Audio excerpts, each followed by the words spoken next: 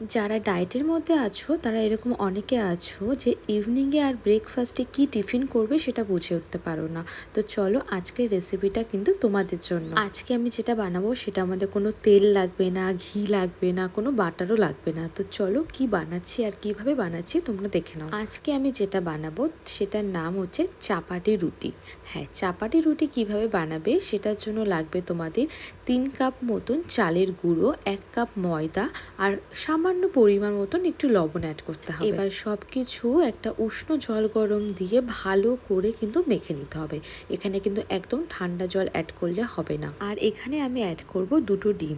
ডিমগুলো কিন্তু একদম অপশনাল, তোমরা চাইলে অ্যাড করতে পারো আবার নাও করতে পারো, কারণ এটা আমার যেদিন যেদিন নিরামিষ থাকে সেদিনও আমি এটা বানাই, তবে সেদিনকার আমি এর জন্য ডিমটা অ্যাড করি না। তো ডিম অ্যাড না করলে কোনো প্রবলেম হবে না। এবার ওভেনে চাটুটাকে বসিয়ে ভালো করে গরম করে নিয়ে 1 চামচ করে তোমরা দেবে আর চারিদিকে কিন্তু এইভাবে ছড়িয়ে দেবে। তোমরা একটু দেখে নাও আমি কিভাবে এটাকে করছি, তাহলে তোমাদের বুঝতে কিন্তু সুবিধা হবে।